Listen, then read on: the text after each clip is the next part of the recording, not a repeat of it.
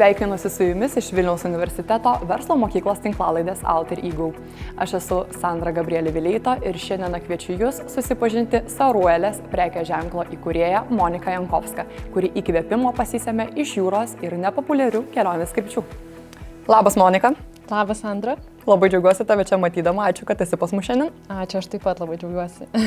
Tai šiandieną su tavim naršysime per tavo vaikystę, jaunystę ir visą dabartį. Tai pradėsime nuo tų vaikystės gelmių ir noriu tau užduoti klausimą, koksgi atsiminimas iš vaikystės gal yra toks tau pats ryškiausias? Oi, sunkus klausimas, iš tikrųjų. Galbūt ne tokia gili vaikystė, bet iš tikrųjų esu turėjusi paauglystės, net labiau sakyčiau, metu tokį laikotarpį, kada labai daug visko pasikeitė, gerąja prasme.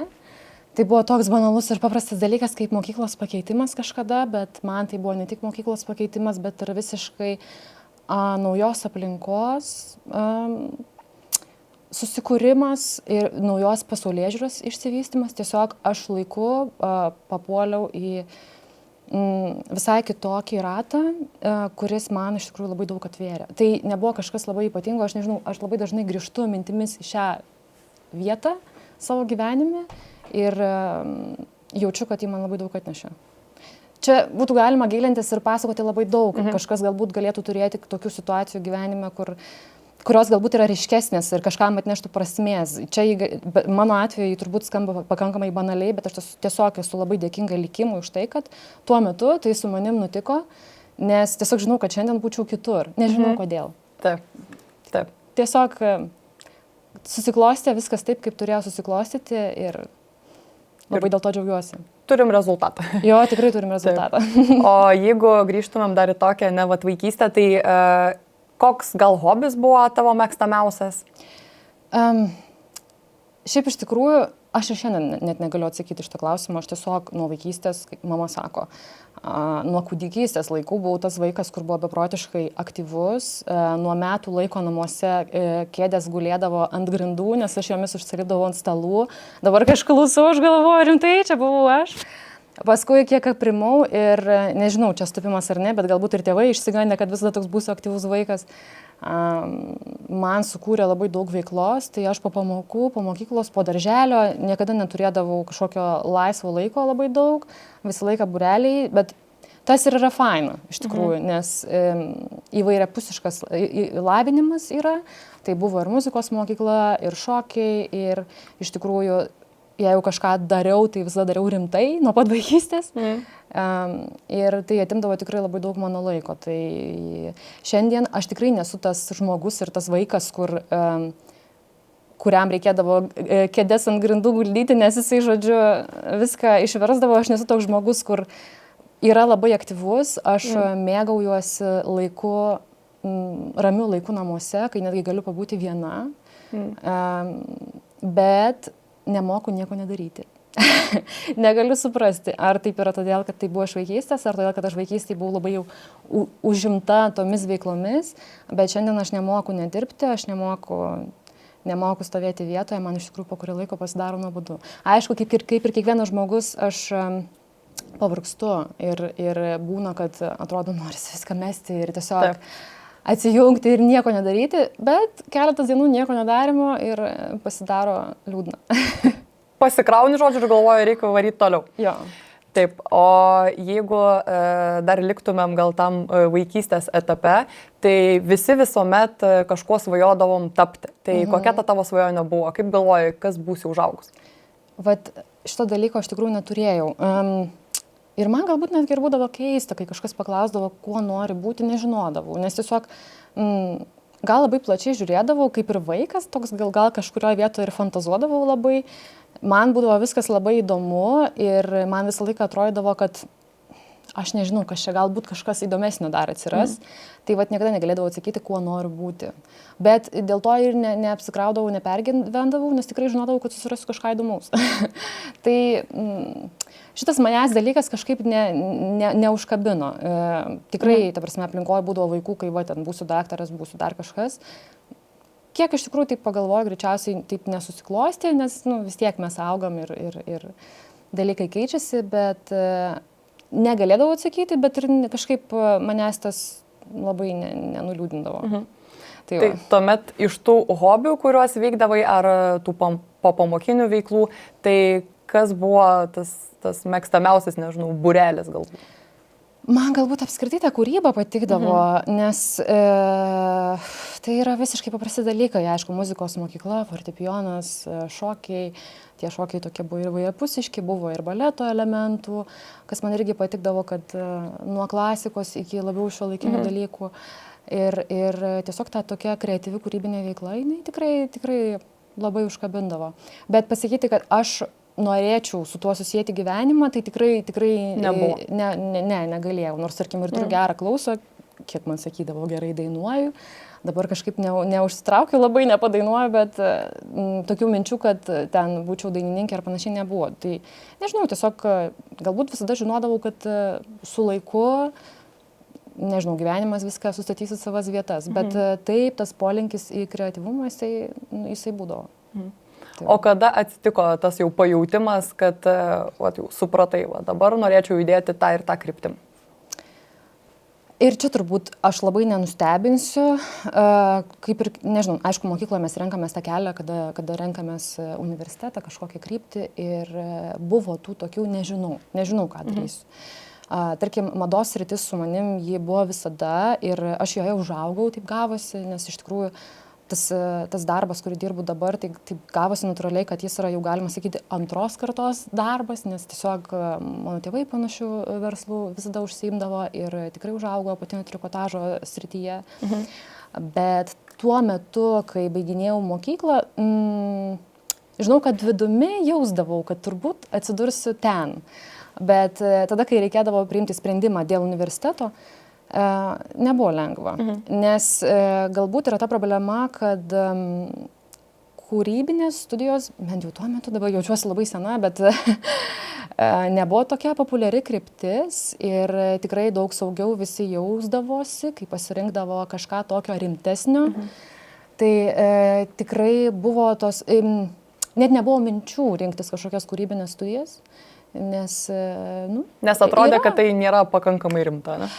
Taip, ir yra to baimės faktoriaus, o jeigu aš suklysiu. Ir turbūt vidumi jaučiau, kad reikėtų rinktis kažką platesnio. Šiaip kitas dalykas yra tas, kad visada turėjau labai tokius ryškius organizacinius įgūdžius ir pasirinkau tokią universalesnę kryptį. Taip. Ne visai susijusią su kūryba, bet vis tiek su kūryba. Tai aš studijavau tarptautinį verslą ir komunikaciją ir žinojau, kad ten bus tų marketingo elementų ir pagalvojau, kad studijų metu galbūt aš galėsiu pasirinkti jau arba po studijų tą kryptį, kurią norėčiau judėti, ar vis dėlto labiau tokį sausesnį dalyką, tai yra verslą, pati ekonomika.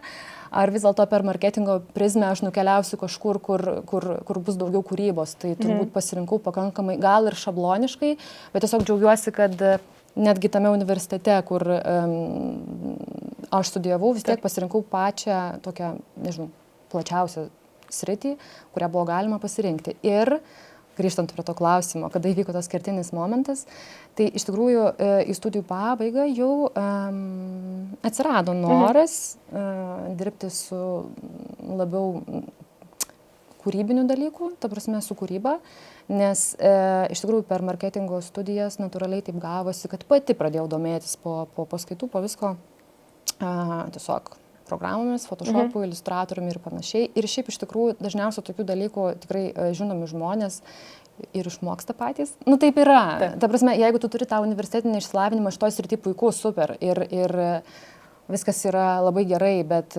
jeigu tu labai nori, tu tikrai gali tą padaryti pats, su kažkokia pagalba, kursų pagalba ir panašiai. Aš nežinau, kur tai prives, man tiesiog buvo beprotiškai įdomu, tai toks kaip hobis, galima sakyti, būdavo paskaitinis. Pradėjau gilintis tą sritį. Link studijų galo buvau pakviesta į tokią nekilnojamo turto įmonę. Ir ten atlikau praktiką ir pirmą laiką netgi dirbau, bet jau tuo metu kažkas galvoje vyko, kad galbūt metas yra sukurti savo prekinį ženklą, vis dėlto iš tikrųjų eiti į tą pusę, apie kurią ir galvodavau kažkiek.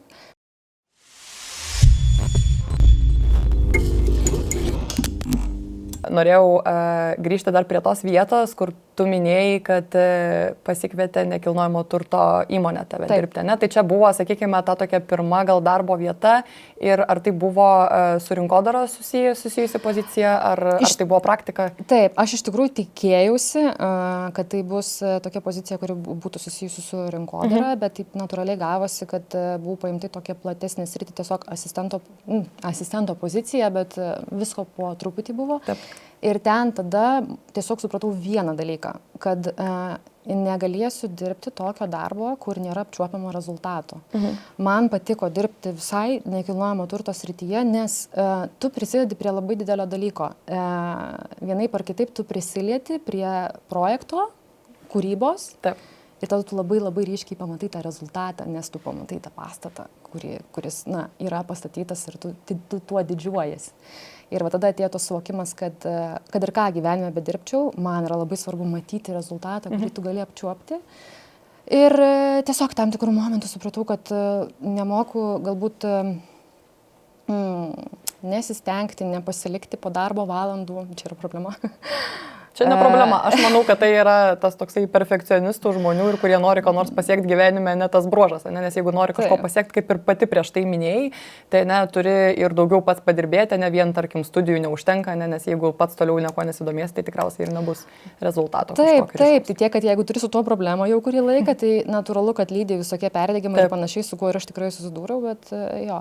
Tai, žodžiu, tuo metu tiesiog supratau, kad aš tiek laiko ir jėgų įdedu į tai, kad tikrai turėčiau pabandyti daryti kažką savo. Nes galbūt kažkur ir gaila netgi, kad, ne tai, kad švaistau tą laiką, bet, jeigu jau tiek įdedu jėgų į tiesiog samdomą darbą, tai turbūt į savo prekinį ženklą ar kažkokią savo įmonę tikrai įdėsiu dar daugiau jėgų, ko gero. Surasiu. Taip. Ir turėtų kažkas pavykti. Tai tas turbūt mane paskatino, padrasino. Tai vat į studijų pabaigą iš tikrųjų susivokiau, kad noriu dirbti su kūryba, kuri priveda prie labai labai apčiuopiamo rezultato.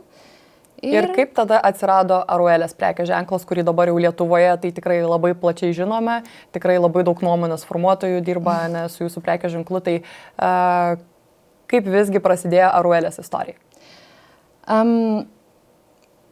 Turbūt supratau kažkuriuo metu, kad vidinis balsas man visą laiką kuždėjo, kad reikia tą daryti, bet man atrodė, kad tai yra pernelik paprastas, pernelik tiesioginis pasirinkimas, kad galbūt aš turėčiau apsisunkinti savo kelią ir eiti kažkur kitur. Ir tiesiog vienu metu atėjo tas suvokimas, buvau, čia dabar taip skambės labai, nežinau, cheesy tam tikrą prasme, bet tiesiog leidau vasarą Tailande, čia toks sutapimas ir gyvenau ten 3 mėnesius ir buvo lietaus sezonas, tikrai, ta prasme, tas atsiskirimas nuo, tas išvykimas iš savo šalies, ir tas truputėlį atsiskirimas nuo realybės, jisai galbūt padėjo sudėlioti tas mintis ir tikrai lyjo labai daug dienų ir Azijoje gali būti labai labai pilka. Nors aišku, tas pilkumas vis vien yra kitoks, kada yra šilta. Ir tiesiog sėdau, pradėjau piešti logotipą ir viskas pradėjo po truputį dėliotis. O kodėl būtent pižamos, ne? Naktiniai? Šiaip šitoj srity užaugau, tai aš ją geriausiai žinojau ir pagalvojau vieną dalyką. Kiti žmonės, tada buvo labai didelis toks trendas Lietuvoje, buvo, kad tikrai visi masiškai kurdavosi savo prekinius ženklus ir man atrodo truputėlį galbūt toks irgi ne pats protingiausias sprendimas, nes tų prekinių ženklų yra labai daug ir dabar tiesiog mada yra kurtis tuos prekinius ženklus.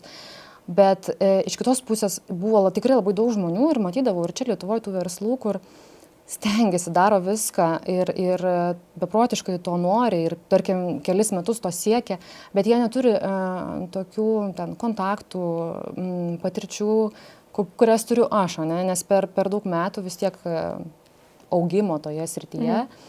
Aš pagalvojau, kad aš viską turiu savo rankose, aš tiesiog turiu tą panaudoti. Negalima, tarsi tai būtų didžiulė klaida, nepanaudoti to resurso, kurį tu turi. Ir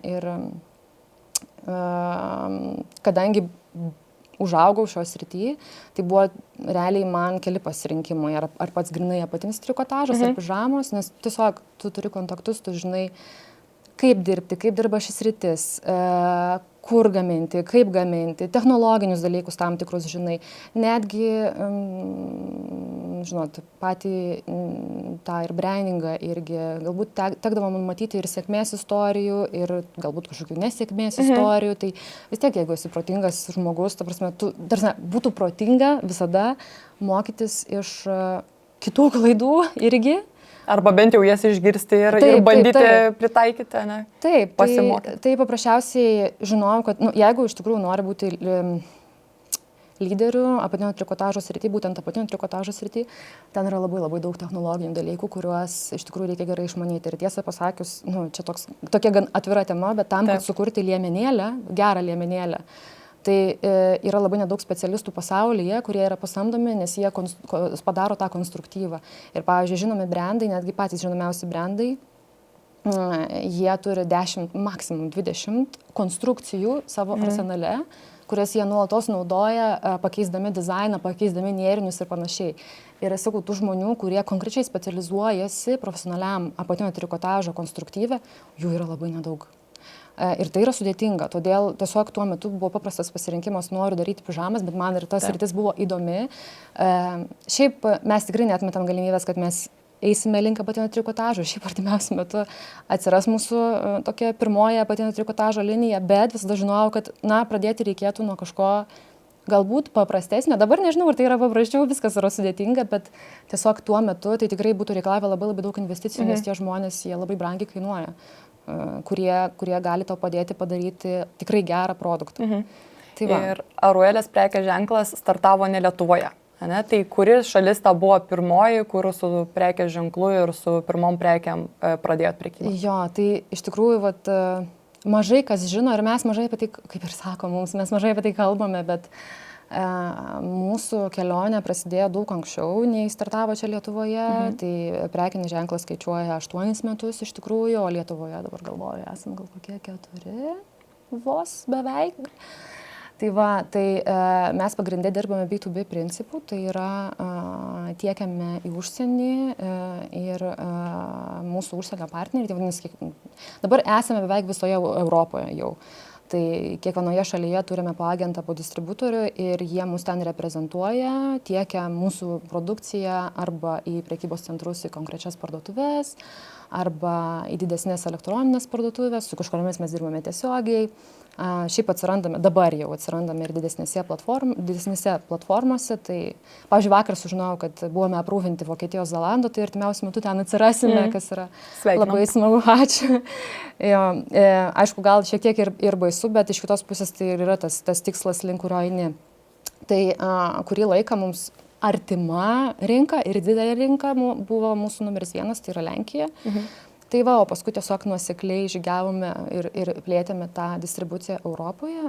Ir apie Lietuvą visada sakėme, kad ateisime, būsime, bet tikrai buvo tikslas pradžioje fokusuotis į užsienį, nes kada tu gali turėti didesnį kiekį, nes vis dėlto Lietuva nėra didelė šalis, ne? Ir tas rinkos potencialas jis tikrai yra, šiaip jis yra geras, bet tikrai ne tas, apie kurį galėtume kalbėti, kad tu norėtum jo galbūt pačioje pradžioje, nes norėdamas sukurti tikrai gerą produktą, norėdamas naudoti tikrai geras medžiagas, įdomias medžiagas, norėdamas, nežinau, nebūti apribojamas kūryboje, nes kiekis jis riboja.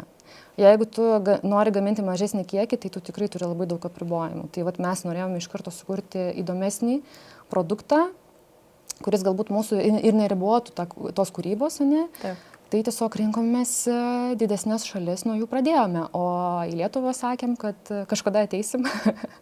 Ir atėjot po kelių metų. Jo.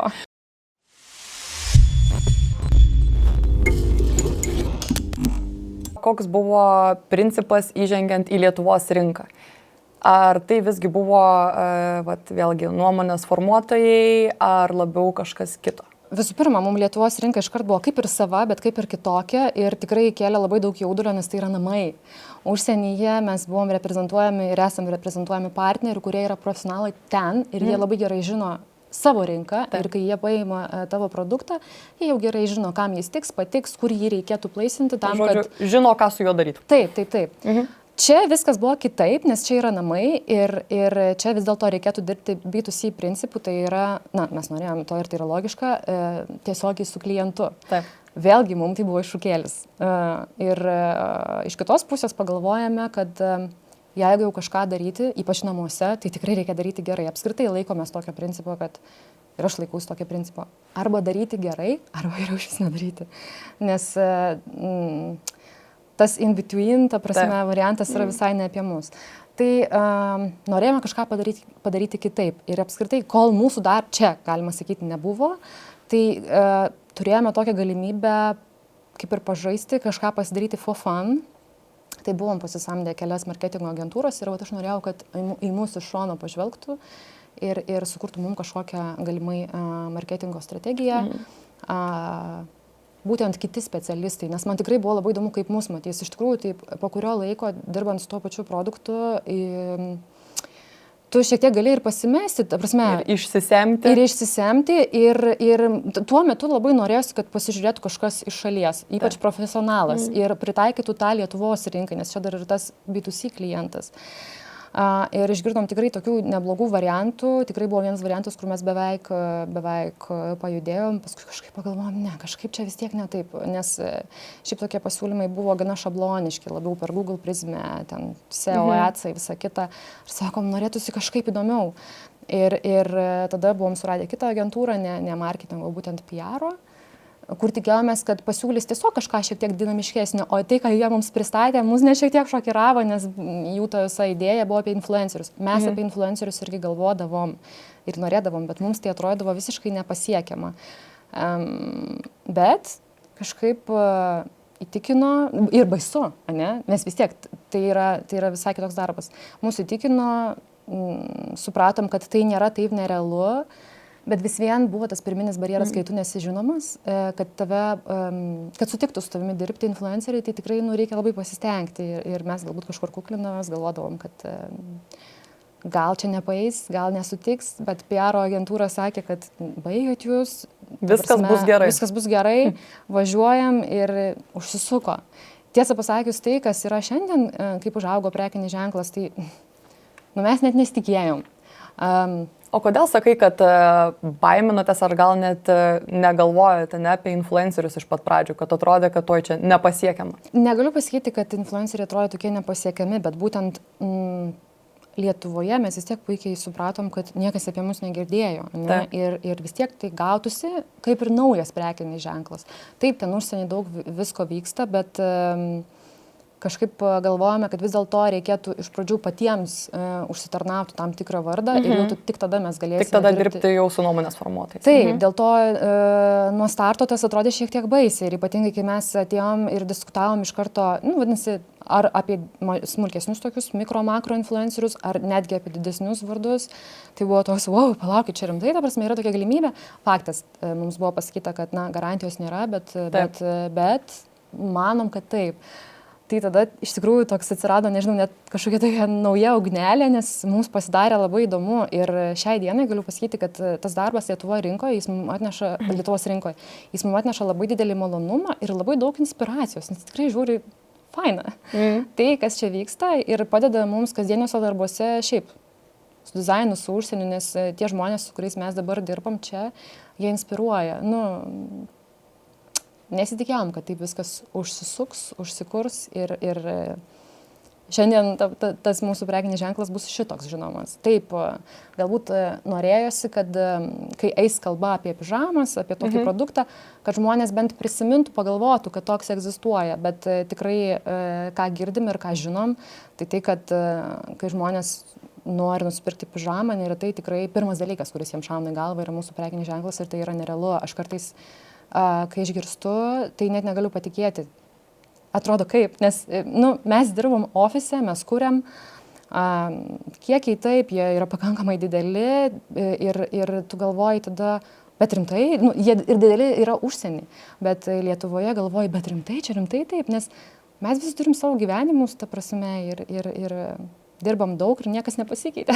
Taip, bet tikrai Aruelės prekės ženklas, aš galvoju, kad dar kokią žinutę jisai neša, ne, tai apie tą pižamą kaip apie tokį kažkokį tais ir prabangos akcentą, ir tokį, sakykime, ne drabužį, kuris, vat, nesvarbu, ne, kad tu nemiegot, kad tu kaip tik turi gražiai įti miegoti, ne, taip, kad neša tą tokią ir pozicionavimą. Tai va, aš manau, kad būtent tas jūs ir išskiria, ne iš kažkokių gal kitų brandų, nes apie pižamas kalbant, tai tikrai, man pirma mintis, kuri šauna, tai visą laiką būna Aruelė, o jau tik tada gal vėliau ten ieškai ir žiūri kažko, nes va, tas toksai pozicionavimas tikrai yra stiprus. Tai. Ačiū, labai smagu iš tikrųjų girdėti. Mes taip galbūt, nežinau, paprastai, kai pasikalbėdavom apie tai, kaip norėtumėm, tai netgi ir kai kuriam pižamas, ne, kaip mes tai matom, tai idėja apskritai buvo tokia, kad išmesk tą seną treningą, nors iš tikrųjų tas senas treningas kartais jis visai ir praverčia. Taip, ne, taip irgi būna.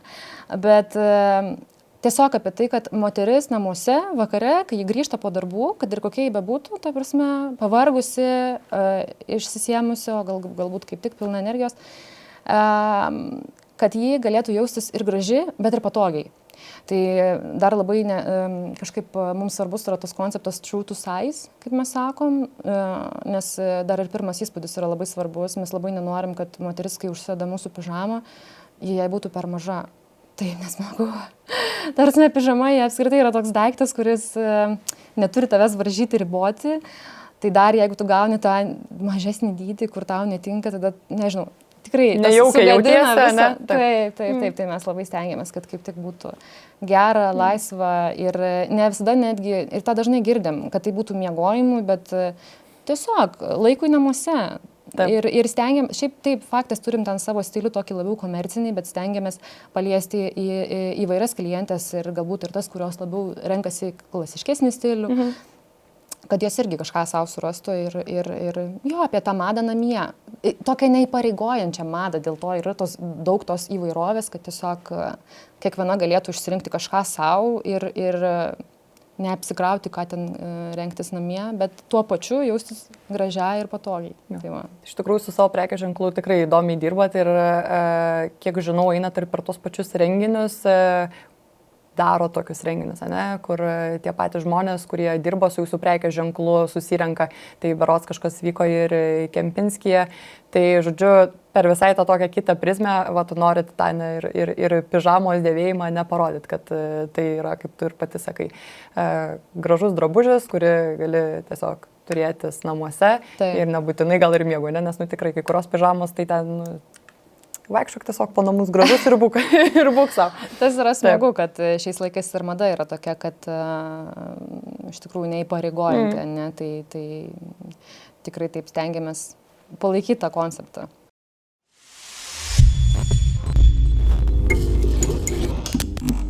Jeigu dabar priešais tave sėdėtų žmogus, kuris galimai dar tik svarstytų, ne, apie tą mados industriją, apie kažkokių tai galimai drabužių kūrimą, gal net nebūtinai tai būtų pižamos ar trikotažas, apatinis, ar gal būtų tiesiog susiję kažkas su drabužiais. Tai kokie būtų tavo, sakykime, gal top 3 patarimai tam žmogui, nuo ko reiktų pradėti, nuo ko atsispirti? Čia, jeigu renkantis būtent, nežinau, studijas ir karjeros kelią, tai top 3. Pirmasis būtų tai nebijoti, turbūt. Manau, kad žmonės, kurie renkasi kūrybinę kryptį, jie labai dažnai susiduria su tokiamis galbūt baimėmis iš aplinkos, iš tėvų galbūt, nežinau, kad ar tu tikrai susirasi darbą, ar tikrai tai yra pakankamai rimta, galbūt ir iš savęs pačių, ne? Tai tikrai nebijoti, nes šiandien tas kūrybinis kelias jis yra labai įvairus. Tai galbūt mano tas antrasis patarimas būtų, jeigu nėra aiškumo jau tokio gryno, ką konkrečiai norėtų daryti toj mados srity, tai vis dėlto rinktis kažką platesnio, būtent studijoms, ir paskui tas žinias siaurinti.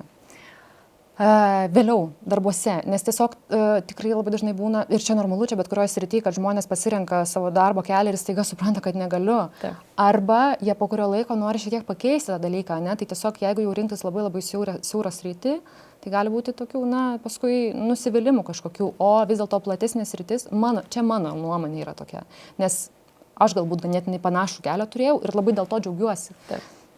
Tai tiesiog, jeigu nėra aiškumo, tai geriau tada rinktis tą platesnį sritį ir jau tada žiūrėti, kur tai nuves. Trečiasis patarimas būtų toks galbūt, gal kažkur negatyvus, bet svarbus, nes kalbėsiu atvirai. Tikrai būna tų akimirkų, kada ieškom papildymo į komandą, arba ten pas mus būna praktikantai, šiaip gan nedažnas atvejis, bet nutinka.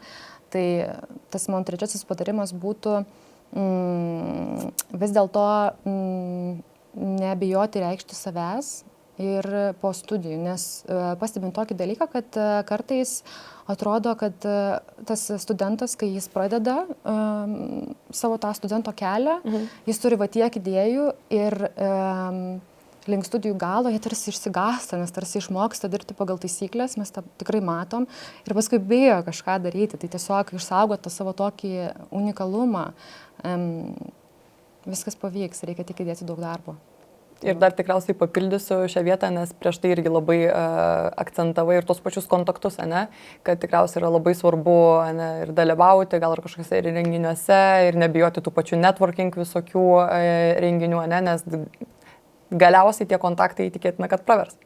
Tikrai taip, nežinau iš tikrųjų, kiek kam pasitaikys, nes man, pavyzdžiui, jeigu ten konkrečiai iš studijų pusės, tai tokio dalyko negaliu pasakyti, kad per daugiausiai buvo. Bet nebūtinai iš studijų perspektyvos. Jo, aš galbūt buvau pakankamai laiminga, kad būtent man pasisekė, kad būtent aš užaugau toje srityje ir taip, ta prasme, keliavau, vykau parodas, augau ten ir tiesiog paskui tą galėjau pritaikyti. Jeigu yra tokia galimybė, jeigu norisi, be abejo, reikia. Tai va, o šiaip įdėjus pakankamai daug širdies ir jėgų, viskas pavyks. Dar kalbant apie tave, kaip apie žmogų, kuris visgi ateina namo, užsideda tą gražią Aruelės pižamą, tai koks žmogus šiaip esi namuose, ką mėgsti veikti laisvalaikiu? Čia tokia esu, nežinau, guilty, bet laisvalaikio per daugiausiai neturiu, dirbu daug. Ir šiuo metu esu tokiame etape, kai bandau su savimi susitarti, galbūt šiek tiek daugiau surasti to balanso, mokėti, paleisti tam tikrus dalykus, perleisti. Šiaip nemažą turim komandą, tai jau esu išmokusi perleisti, bet vis vien nesu išmokusi anksčiau išeiti iš darbo. Grįžus namo esu labai, labai ramus žmogus ir apskritai dažnai mėgstu patylėti. Kūrybinis darbas, jis labai išsemia. Labai. Ir kiekvienas darbas, tą dalyką tikrai supratau, fizinis ar kūrybinis, protinis, jis išvargina savaip, bet kai būna tokių periodų, kai mes kuriam kolekciją, kai dirbam kai yra labai daug tokių intensyvių kūrybinių darbų, labai išsisemi. Ir tada reikia tikrai tokios didelės pauzės, turbūt apie tai dabar kalbu, nes dabar taip yra. Jauti, kad reikia. Taip, dabar ką tik baigiam darbą su kolekcija ir jaučiu, kad noris ateiti namo ir tiesiog pabūti ramybėje, patylėti. Esu pakankamai laiminga, kad vyras mano irgi mėgsta ramybę ir, žodžiu, tiesiog darbuose yra viskas greitai, daug visko, judesio, šurmulio, o namuose yra ramu, gera ir tiesiog mėgaujamės tokiu laiku. Taip. O šiaip, kaip kūrybiško žmogus, tai vis tiek kaip pasikrauni? Taip, tai namai, čia vis tiek jau kaip darbo dienom, bet, pavyzdžiui, ar yra dar kažkokia mėgstama veikla, užsiėmimas ar kažkas, kas tave taip tikrai pakrauna? Galbūt skambėsiu kažkam banaliai, kažkam ne, kelionės. Bet man kelionės tai yra jūra, man jos reikia. Aš netgi kartais sakau, man atrodo, aš kažkur ne ten gimiau. Aš labai myliu Lietuvą. Bet aš sakau, kodėl aš negimiau prie jūros, net ten, nežinau, ne Klaipėdoje, nesakykim. Nes man sakau, reikia tos jūros. Reikia šiltos jūros? Šiltos, taip, saulėtos gal geriausiai. Bet kelionės prie jūros ir labai mėgstu rinktis tokias mažiau populiarias kryptis, mažiau turistinės, kur tu esi su savimi. Nes irgi labai skiriasi ta patirtis. Ir tikrai, pavyzdžiui, esu atradus tokią vietą Graikijoje, kur tiesiog yra kaimelis po kaimelio, ten yra turistų, yra beprotiškai gražu ir tai yra mano tokia jėgos vieta, kur aš Atgauni, pasikrauni. Visiškai. Ir iš tikrųjų šiais laikais yra tokia prabanga atsijungti, kad man ten savaitės dviejų tokio atsijungimo, jeigu pavyks, nes tik 2 kartus gyvenime yra tai pavykę padaryti, iš tikrųjų. Tai užkrauna metams į priekį. Tai yra svarbu, reikia rūpintis savimi, nes žmonės, kurie daug dirba, jie turi kažkaip pasikrauti savo baterijas, nes, kitaip nebus gerai. Taip. Tai va. Kitaip tie kūrybiški žmonės negeneruos norimo to rezultato. Tikrai taip, ir galų gale yra kolektyvas ir kartais jaučiu, kad, pavyzdžiui, negaliu parodyti kažkokio silpnumo kolektyvui, kad aš neturiu nuotaikos. Taip, aš esu žmogus, bet vienaip ar kitaip tu turi to kolektyvą motyvuoti, judėti į priekį, ne? Ir kartais tu vis tiek turi ateiti į darbą, tu turi pasidėti savo mintis į šoną ir važiuojam, dirbam, nestabdysi proceso, ne? Tai stengiuosi irgi būti tas varikliukas ir kažkaip inspiruoti, motyvuoti kitus judėti pirmyn. Kiek šiai akimirkai komandoje turi žmonių? Tai taip, ofise turim 13 dabar, 13-14 kažkur stabiliai, plus periodiškai nuo sezono, priklausomai nuo sezono laikotarpio dar ir sandėlio žmonių papildymas. Tai va, komanda tokia jauki, ką galim stengiamės outsourcinti, nes tiesiog jeigu neoutsourcinsim, tai teks valdyti viską. O kai outsourcini vis vien yra ramiau šiek tiek. Tai turim nerealią visiškai komandą ir dabar mes esam tokia šeima. Bet komanda iš esmės ją sudaro lietuviai, ar čia yra kažkoks miksas? Lietuviai, visiškai lietuviai. Ar jautiesi, kad esi šiai akimirkai suformavus tą komandą, su kuria nori dirbti, nieko nekeistom, ar dar galbūt... Žmonių visą laiką trūksta.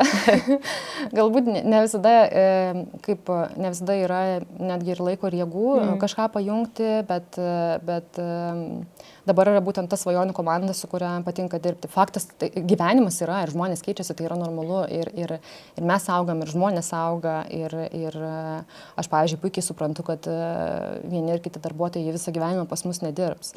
Bet tikrai vertinu tai, kad tie žmonės, kuriuos turim, jie yra lojalūs, jie yra su mumis ir, pavyzdžiui, šią dieną galiu 100% pasakyti, kad tie žmonės, kurie pas mus dirba, jie lygiai taip pat myli tą darbą kaip ir mes. Ir tai yra tikrai nerealu. Čia tikriausiai ir yra ta siekiamybė ir kiekvieno verslo, ir įstaigos, atrasti tos žmonės, kurie tiki tuo, ką jie daro, nes tikrai. Tik tada irgi vėlgi prasiranda rezultatas. Tikrai. Ir su tuo atsiranda labai daug atsakomybės iš tikrųjų, nes aš irgi, pavyzdžiui, nenoriu jų pavesti. Tai va. Tai tokia esam šeima. Labai, labai džiugu girdėti.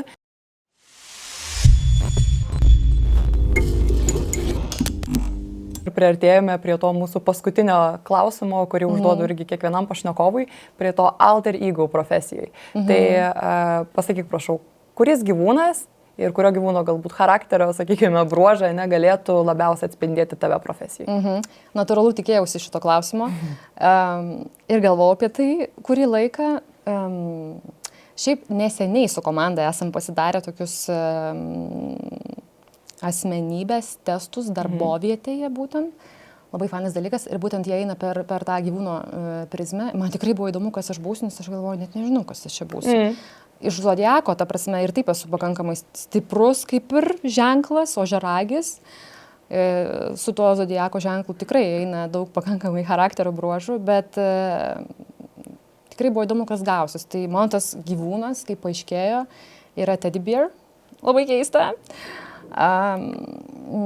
Pasigilinus, pasiskaičius apie tai žodžiu yra taip, kad man rūpi, kaip jaučiasi žmonės aplink mane. Ir tuo pačiu aš labai visus stengiuosi apjungti ir dar ir įtraukiu į savo pasaulį. Turbūt 100% visiškai ir gaunasi tai, kas yra šiandien.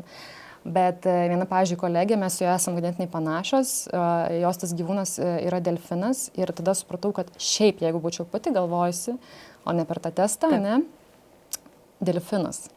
Ne liūtas, ne lapė, nes su zodiako ženklu aš turiu gan tokį stiprų charakterį. Delfinas, nes šiaip aš mėgstu kartais atsiriboti, ramiai stebėti situaciją ir tiesiog priimti tą tokį protingą sprendimą. Tai taip, nežinau, man delfinai patinka. To tokio kažkokio atviro, nežinau, agresyvumo versle, to gerojo agresyvumo.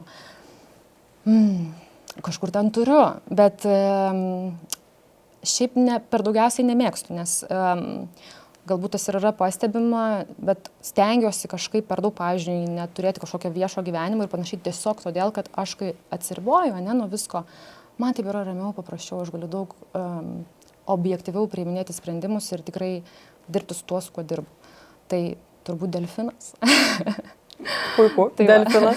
Taip, tai dar supratau, kad tol, kol dabar ir kalbėjai, paminėjai ir dar kolegas ir atsiminiau, kad nepaklausiau apie sesę. Tai žinau, kad sesė irgi į verslą, ne, linkėjimai, atkeliavo, taip sakykime, tau netikėtai. Tai kaip sesė atsirado irgi kartu su tavim, tavo kurtame tikrai projekte? Netikėtai, prieš 4 metus.